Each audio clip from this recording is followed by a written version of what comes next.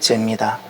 첫째 날은 체력으로 하다가 둘째 날까지 버티다가 셋째 날 정도 몸이 많이 힘드는데 하나님께서 이 특세에 참여하는 우리 한 사람 한 사람 몸을 돌보아 주시고 멀리서는 하계동에서 이 새벽에 1시간 넘게 차량을 운행해서 오는데 차량의 안전도 지켜주시고 무엇보다 고난주간인데 주님께서 십자가 지심으로 우리에게 주시고자 하셨던 그 부활의 기쁨과 구원의 기쁨이 회복되는 은혜를 주시기를 바랍니다. 오늘은 세 번째 시간입니다. 이번 특세 때는 5번에 걸쳐서 성경 전체의 그 주님께서 우리에게 주셨던 그 구원의 복된 말씀이 어떤 말씀인가를 전체 그림을 잠깐 보기로 했습니다. 여러분, 첫 시간에 제가 말씀을 드렸는데 성경을 보통 12시대 또는 10시대로 많이 나누는데 그렇게 나누니까 우리가 기억을 못해요. 그래서 제가 구약을 세 덩어리 이렇게 두 개로 나누고 신약을 세 덩어리 하나로 딱 나누었던 것 기억나시나요? 다시 한번 정리합시다. 구약 성경 시대를 어떻게 나누죠? 첫 번째 세 덩어리, 이 세 덩어리는 가나안 땅 정착하기 전에 있었던 세 덩어리예요. 첫 번째 창조, 두 번째가 족장, 세 번째가 출애굽이에요. 자, 첫 번째가 무엇이죠? 창조 시대, 두 번째가 족장 시대, 세 번째가 출애굽 시대. 자, 그 다음 이제 약속한 땅에 가나안 땅에 도착했어요. 그때 있게 되어지는 세 시대 있습니다. 첫 번째가 사사, 두 번째가 왕정, 그리고 세 번째가 포로 시대입니다. 첫 번째가 무엇이죠? 사사 시대. 두 번째가 사사 시대 다음 왕정 시대. 왕정 시대 끝나고 포로 시대. 자, 이제 신약으로 돌아와서 신약 오기 전에 중간기가 있었습니다. 그것을 무엇이라 불러요? 침묵 시대, 침묵. 그 다음에 예수님 오셨던 그 시대를 복음 시대, 복음. 그리고 교회, 예수님 부활하시고 성령님 오심으로 우리에게 교회 시대를 남겨주셨습니다. 신약에는 세 시대, 침묵 시대, 그 다음 복음 시대, 교회 시대. 자, 저를 한번 보세요. 자, 총 세 개가 이렇게 나눠졌어요. 이제 그러면 한 번에 9개를 생각하면 정리가 잘 안 되고, 구약은 가나안 약속의 땅을 딱 중심으로 그 전 세계 후 세계를 딱 기억하면 쉬울 것 같아요. 자, 가나안 땅을 딱 기준으로 약속의 땅 도착하기 전 세계. 자, 첫 번째가 무엇이죠? 창조 시대, 족장 시대, 출애굽 시대, 가나안 땅에 도착했어요. 첫 번째 어떤 정치 제도? 사사 시대. 두 번째 어떤 정치 제도? 왕정 시대. 그런데 어떻게 됐어요? 포로 시대. 실패했어요. 자, 신약으로 와서 먼저 무엇이 있었어요? 침묵 시대. 그리고 예수님 오셨어요? 복음 시대. 그리고 예수님 우리에게 두신 것이 있어요? 무엇이에요? 교회 시대. 끝났어요. 아유. 오늘은 세 번째 시간으로 족장 시대 4명의 족장, 그 중에 우리 아브라함만 봤는데 아브라함을 통해서 어떤 구원의 방법을 하나님이 두셨는지를 우리가 보게 됐어요. 믿음의 원리예요. 믿음의 원리. 믿음을 따라 살아가는 그 사람들, 새로운 에레츠를 바꾸고 에레츠, 그 다음에 새로운 백성 만들고 새로운 자기 정체성을 가지고 살아가는 사람들, 그리고 출애굽 와가지고 하나님과 언약을 맺었죠. 예, 어떤 언약이에요? 새 백성으로 살아가겠다는 언약이에요. 기억나시나요? 나는 이제 하나님의 소유로 살아가겠습니다 라는 거예요. 그것을 시내산에서 약속했죠. 하나님 소유. 이것은 주대심이에요. 나는 일평생 이제 내 남은 삶은 이 출애굽 시내산에 도착한 이후부터는 나는 하나님만 주로 삼고 살겠습니다. 두 번째 어떤 언약을 맺어요? 나는 이제 제사장 나로로 살겠습니다. 이것이 구속사의 삶. 나는 구원의 멍에를 메고 나는 구속사의 삶을 살겠습니다. 세 번째가 무엇이죠? 거룩한 백성. 예, 말씀과 성막만이 우리를 거룩하게 하는데 그것만을 하나님을 거룩이라 얘기해 주세요. 하나님 이렇게 살겠습니다 약속을 했어요. 자, 믿음의 원리가 무엇인지, 우리가 다시 구원에 이르는 방법이 무엇인지, 그리고 어떻게 살아야 되는지를 말씀하셨어요. 이것이 족장시대와 출애굽시대예요. 오늘은 사사시대와 왕정시대와 포로시대를 한 번에 정리를 하려고 합니다. 자, 사사시대와 왕정시대는 무엇인가? 사사시대와 왕정시대는 이 믿음의 원리를 가지고, 이게 족장시대죠. 그리고 출애굽기에서 주셨던, 출애굽 시대 때 주셨던 새 백성으로는 어떻게 살아야 되는지, 새 백성으로는 어떻게 살아야 되는지, 요 두 가지를 사사시대와 왕정시대라는 것은 살아내는 거예요. 이제는 살아내는 시간이에요. 요것이 사사시대와 왕정시대예요. 믿음의 원리를 가지고 새 백성으로 출애굽 시대 때 시내산에서 받았던 그 원리를 이제는 이 세상 속에서, 땅에서 살아내는 거예요. 자녀를 기르면서 살아내고, 밥을 지으면서 살아내고, 밭을 갈면서 살아내는 거예요. 그런데 사사시대와 왕정시대는 너무나도 다른 체제예요. 사사시대라는 것은, 사사라는 것은 하나님이 왕이 되셔서 직접 통치하는 시스템을 말하는 거예요. 직접 하나님이 왕이 되시고 직접 통치하세요. 그런데 사람들이 이걸 거부했어요. 우리도 왕을 달라 그랬어요. 그리고 왕정이 됐어요. 그럼 왕은 하나님께서 이스라엘 백성들에게 두셨을 때 그 왕은 무엇인가? 하나님의 대리자예요. 하나님의 대리자라서 하나님의 마음과 하나님의 심정을 가지고 이 땅에 하나님 나라를 만들어가는 자가 그 왕이에요. 그 왕. 자, 그러면 결과는 어떻게 됐을까요? 사사시대, 왕정시대, 이제 새 백성으로 살아가는 거예요. 세상은 자기 나름대로 다 살아가요. 주변에 오만 나라들은 자기들 나름대로 다 살아가요. 그러나 이스라엘은 이렇게 살았어야 돼요. 결과는 어떻게 됐을까요? 실패하는 거예요. 실패했어요. 왜 실패했는가? 오늘은 왜 실패했는가를 주목해야 돼요.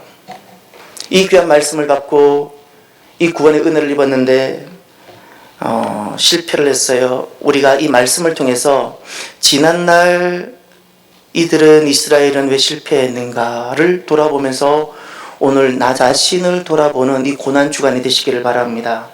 자, 첫 번째, 신앙 계승에 실패를 했어요. 신앙 계승에 실패했어요. 여호수아를 보세요. 자, 가나안에 제일 먼저 여호수아 때 도착합니다. 그러면 여호수아 말씀이 끝날 때 어떤 말씀이 있는가를 보세요. 여호수아 24장을 찾으세요. 여호수아 24장. 성경은 이런 말씀이 반복됩니다. 여러분 이제 성경을 통독하고 계시죠? 지금 시작한 통독을 계속 삶으로 이어가십시오. 여호수아는 24장으로 끝나는데 358면 31절을 보세요.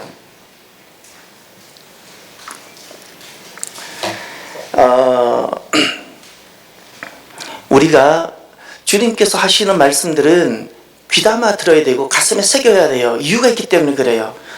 31절, 이스라엘이 여호수아가 사는 날 동안과 여호수아 뒤에 생존한 장로들, 곧 여호와께서 이스라엘을 위하여 행하신 모든 일을 아는 자들이 사는 날 동안 여호와를 섬겼더라. 아멘.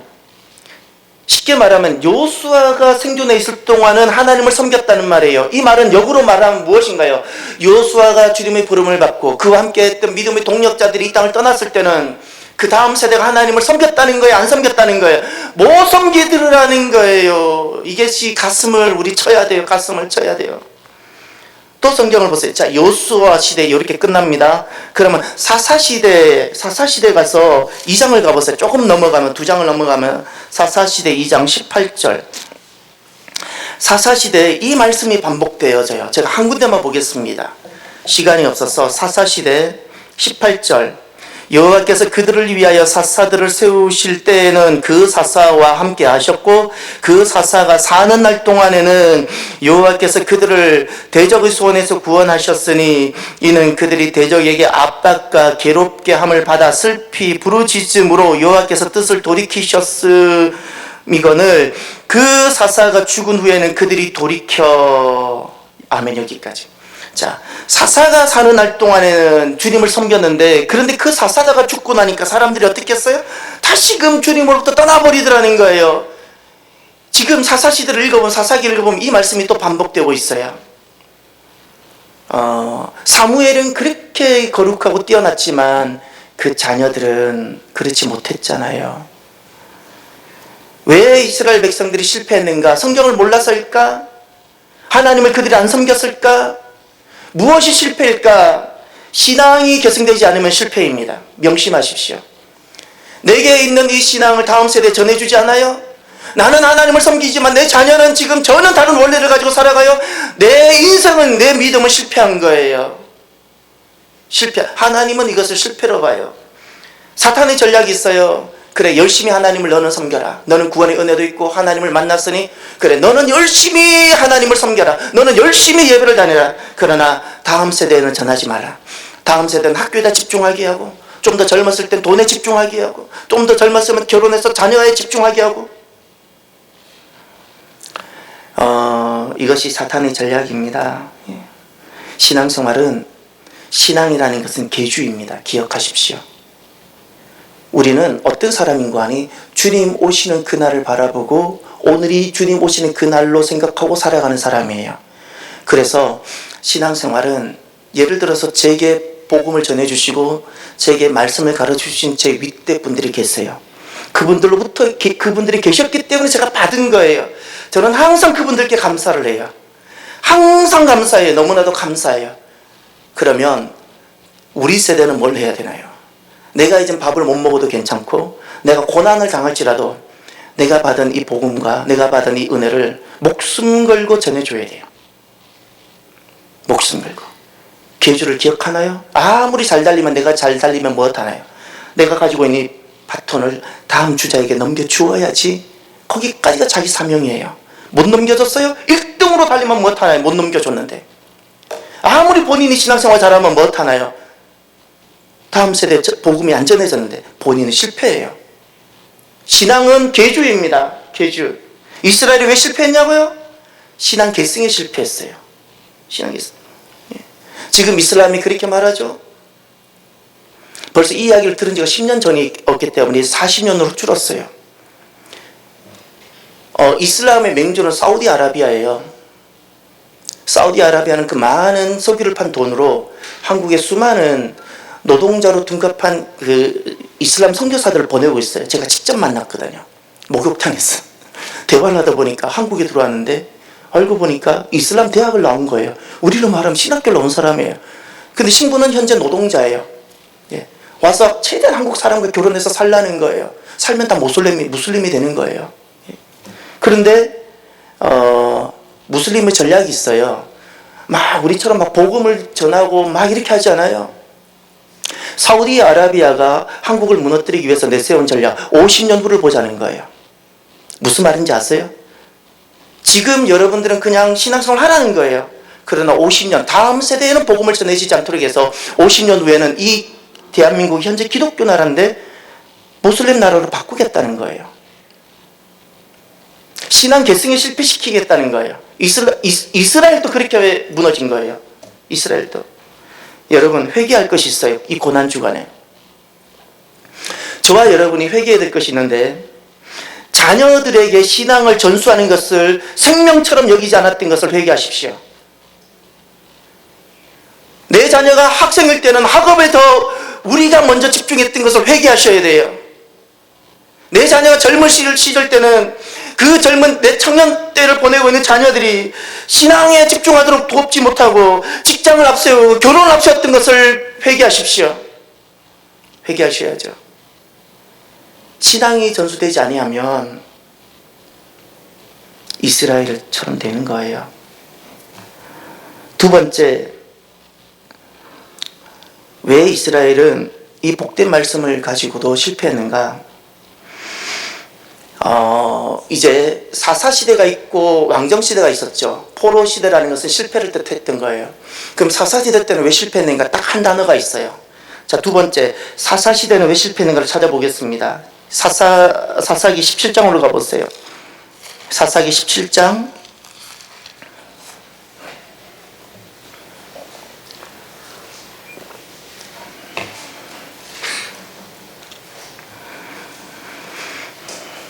주님 오실 때까지 새벽성이 이어질 수 있도록 우리가 금식을 해서라도 그렇게 살아야 되는 거예요. 예? 알아서 오겠거니라고 생각하면 안 돼요. 우리 너무 낭만적으로 신앙생활 하는 것 같아요. 이것은 영적 전투인데. 사사기 17장 6절을 보십시오. 이 말씀이 사사기에 딱 두 번 등장합니다. 똑같은 말씀이 두 번 등장합니다. 17장 6절. 그때는 이스라엘의 왕이 없었으므로 다 함께 사람마다 자기 소견에 옳은 대로 행하였더라. 아멘. 사사시대를 정리하는 딱 한 단어예요. 자기 소견. 사사시대는 혼란을 뜻합니다. 네.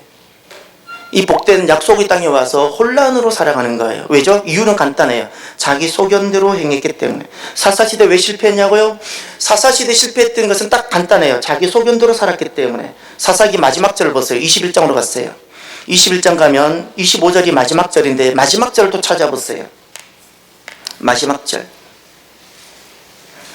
함께 봅니다. 그때에 이스라엘의 왕이 없으므로 사람이 각기 자기의 소견에 옳은 대로 행하였더라. 아멘. 자기 소견대로. 사람들은 이것이 지혜라 생각하고 자기 소견에 옳은 것이 옳다고 생각하고 살아가요. 성경은 그렇게 말해요. 너 소견대로 살아가는 것이 죄다. 자기 소견대로 신앙생활하는 것이 죄다. 왜 주여 주여 하는데 주님은 모른다 그러실까요? 자기 소견대로 주님을 찾았으니까.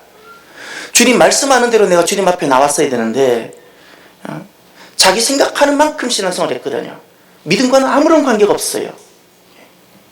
내가 원하는 대로 신앙생활을 했거든요. 자기 소견대로.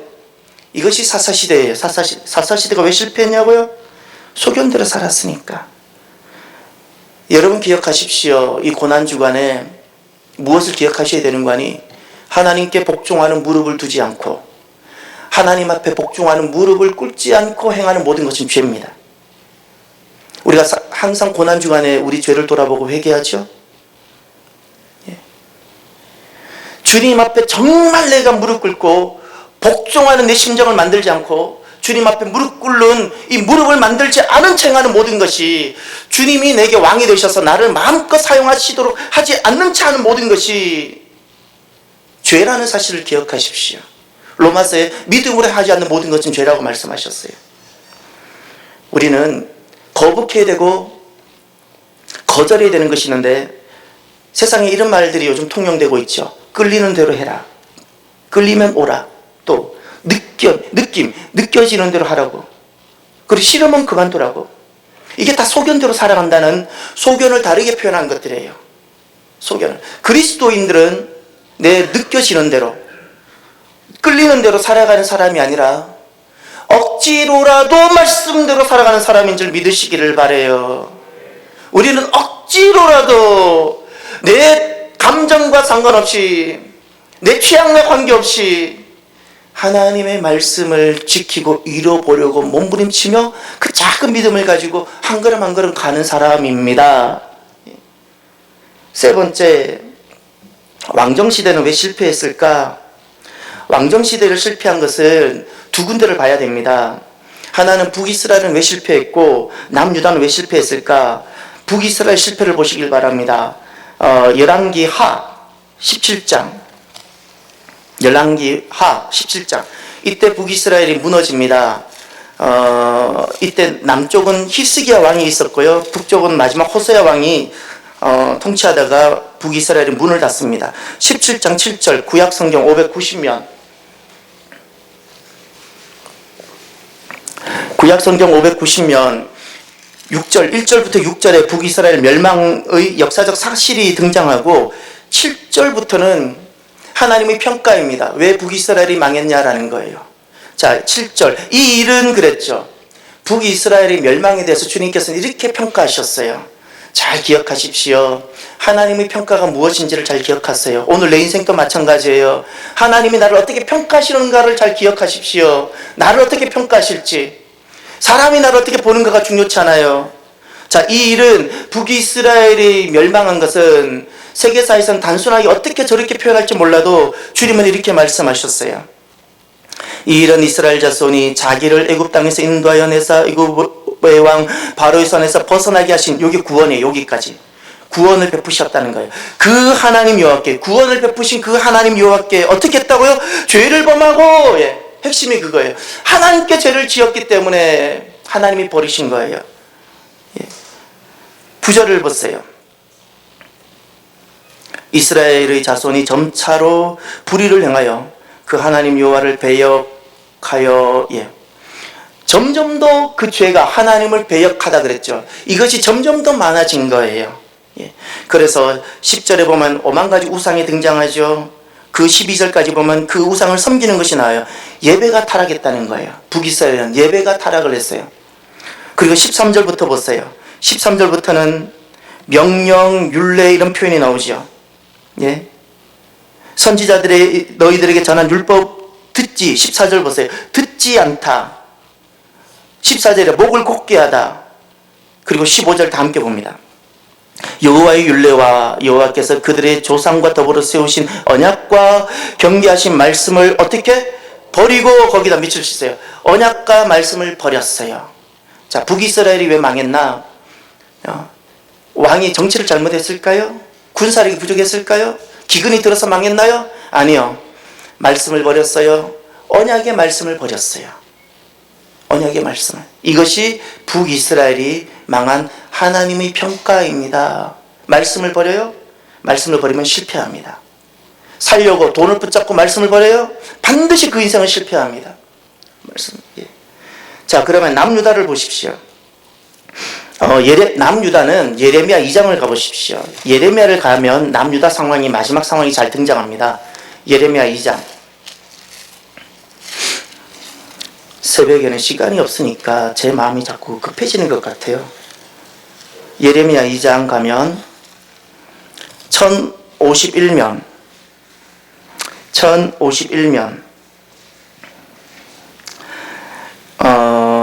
예레미야 2장 지금부터 남유다 마지막 멸망할 때 예레미야 선지자가 말씀 사역을 했는데, 자, 왜 망했는가를 이제 한번 보십시오. 왜 무너졌는가, 실패했는가. 5절에 이런 단어가 있습니다. 5절 중반절에 나를 멀리하고 라는 표현이 있죠. 예루살렘 성전을 가지고 주님 앞에 매주 나오며 안식일을 지키면서도 주님을 멀리했다 그랬어요. 입으로는 주님을 가까이 있는데 마음이 멀어서 이것을 기억하세요. 여기서 멀리했다는 것은 주일을 어디 떠났다는 것이 아니라 무엇이 멀어요? 마음이 멀어요. 마음이 주님을 향하고 있지 않아요. 마음이 세상으로 가득 차 있는 거예요. 두 번째, 7절을 보세요. 너무 중요한 표현. 하반절을 보세요. 제일 끝에 내 기업을 역겨운 것으로 만들었다. 이거 하나님의 평가예요. 내 기업이라는 것은 하나님이 주신 모든 거예요. 하나님 주신 모든 것, 성전, 하나님 주신 모든 율법, 예, 이것을 어떻게 했다고요? 역겨운 것으로 만들었다는 것은 존중하지도 않고 인정하지도 않았다는 거예요. 너무나도 하나님 보실 때 거북하셨다는 거예요. 인정하지 않아요. 하나님 은혜를, 이 말씀의 은혜를, 이 예배의 은혜를 인정하지 않고 역겨운 곳으로 만들었어요. 누가? 남유다가. 11절을 보세요. 하반절에 이런 표현이 있습니다. 나의 백성은 그의 영광을 무익한 것과 바꾸었다. 예, 바꿨네요. 예, 바꿔버렸어요. 그리고 13절 이제 다 같이 결론입니다. 왜 남유다는 실패했는가? 13절 다 함께 봅니다. 내 백성이 두 가지 악을 행하였나니 곧 그들이 생수의 근원이 되는 나를 버린 것과 스스로 웅덩이를 판 것인데 그것은 그 물을 가두지 못할 터진 웅덩이들이니라. 아멘. 핵심이 그거예요. 남유다가 왜 망했냐고요? 왕이 정치를 잘못했어? 예, 물론 그렇게 따지면 정치 잘못한 게 맞아요. 정치는 어떻게 했어야 돼요? 하나님의 대지자가 되어서 다윗처럼 때로는 실수가 있어도 다시 일어나서 회개하고 이 땅이 하나님의 나라가 되고 하나님 원리로 통치되도록 했어야 되는데 못했죠? 그것이 무엇인가요? 생수의 근원이 되는 나를 버렸다 그랬어요. 남유다가 왜 망했냐고요? 왜 실패했냐고요? 하나님을 버렸기 때문에, 말씀의 원리를 버렸기 때문에.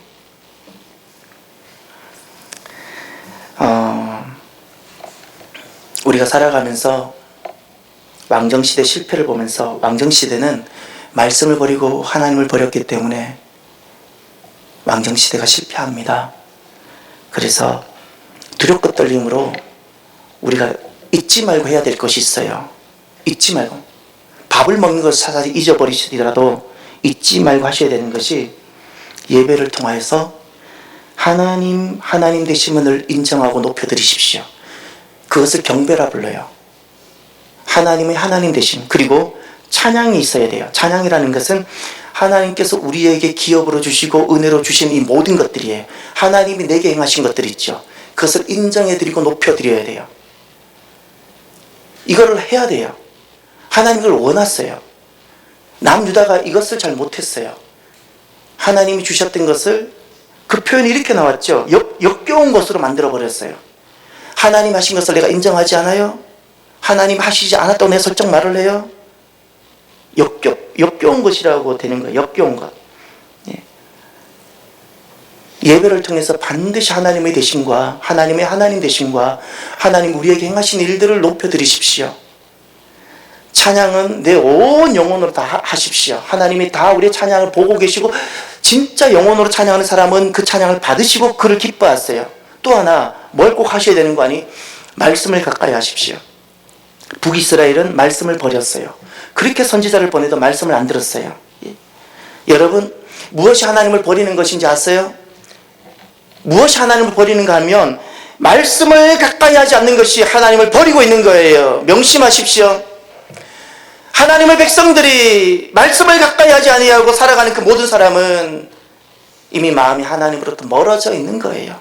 죄송하지만 하나님을 가까이 하고 하나님을 친근히 하는 사람은 반드시 특징이 나타나는데 말씀 앞에 자기를 세웁니다. 말씀 앞에. 제가 분명히 말씀을 드렸죠. 진짜 내 모습은 거울에 비친 내 모습이 아니고 이건 다 가짜예요. 속지 마세요. 그림자예요. 때가 되면 더 우리가 달라질 것이고, 예. 진짜 내 모습은 말씀을 대면할 때 그때 드러나는 태도들이 있어요. 말씀을 대면하려고 했을 때 드러나는 태도가 나예요. 하나님은 그 나를 항상 보시는 거예요. 나는 인정하든 인정하지 않든 말씀을 대할 때 내 영혼은 어떤 태도를 취하는가, 그게 나라고요. 그때 내 모습이 아름다워지기를 바랍니다. 아름다운 사람. 오늘 마지막 결론을 봅시다. 예레미야 2장 예레미야에서 뒤로 넘어갔어요. 예레미야 애가 가면 오늘 마지막 말씀의 결론. 이렇게 이스라엘이 실패해요. 사사시대 실패하고 왕정시대 실패해요. 그럼 예레미야 애가 가서 결론만 마무리합시다. 그럼 이렇게 실패했는데 그럼 어떻게 되는가? 하나님은 어떻게 하시는가? 예. 그래서 포로 시대를 허락하시죠. 22절을 보세요. 22절. 여호와의 인자와 긍휼이 무궁하심으로 다 함께 우리가 진멸되지 아니함이니이다. 하나님은 반드시 내 죄를 다루세요. 하나님 백성과 교회 죄를 반드시 다루세요. 그럼에도 불구하고 하나님은 하나님 백성을 어떻게 해요? 진멸시키지 않으세요. 할렐루야. 이 사실이 가슴에 새기십시오. 우리가 온전하지 못해서 때로는 우리가 내 죄 때문에 인생에 여러 가지 고초도 겪을 수 있지만 하나님의 백성과 교회는 어떻다고요? 진멸되지 않습니다. 할렐루야. 이것이 분명한 내 가슴에 지워지지 않는 명제가 되어져야 돼요. 우리는 진멸되지 않습니다. 사사시대를 실패하고 왕정시대 우리는 이렇게 하나님 백성으로 세상에서 삶을 살아냈어야 되는데 실패해도 진멸되지 않아요. 그 다음 하나님 계획이 어떻게 되는가를 보세요. 24절 하반절 보세요. 내가 그를 바라리라 그랬죠. 예. 또 25절 보세요. 기다린다는 표현이 나오죠. 바란다, 기다린다. 뭘 바라고 뭘 기다린다는 거죠? 26절을 보세요. 사람이 여호와의 구원을 바라고 잠잠히 기다림이 좋도다. 언제? 실패했을 때. 다시 무엇으로 돌아와야 돼요? 하나님의 구원의 자리로 돌아오십시오. 예. 구원을 다시금 붙잡는 거예요. 구속사의 삶을 다시금 시작해야 돼요. 지난날에는 자녀를 위해 살았고 젊었을 때는 돈을 위해서 살았다면 그래서 내가 실패한 거예요. 예. 말씀을 버리려고 버린 것이 아니라 말씀을 2번으로 삼았기 때문에 1번이 아니었기 때문에 실패하는 거예요. 다시 회복해야 되는데 무엇이 회복인가요? 여호와의 구원을 회복하는 거예요. 할렐루야. 내 인생이 구원에 맞춰져야 돼요. 나이를 떠나야 되고요. 신분을 떠나야 되고요. 내 자녀도 구원으로 봐야 되고 가정도 구원으로 봐야 되고 교회도 구원 안에서 만나야 되고 세상을 구원의 눈으로 봐야 되는 거예요. 이것을 위해서 하나님 우리를 진멸시키지 않고 남은 자가 되게 하시는 겁니다. 예. 하나님의 구원, 예. 이 하나님의 구원을 이 고난주간에 다시금 회복하는 복된 저와 여러분이 되기를 바랍니다. 기도합시다. 하나님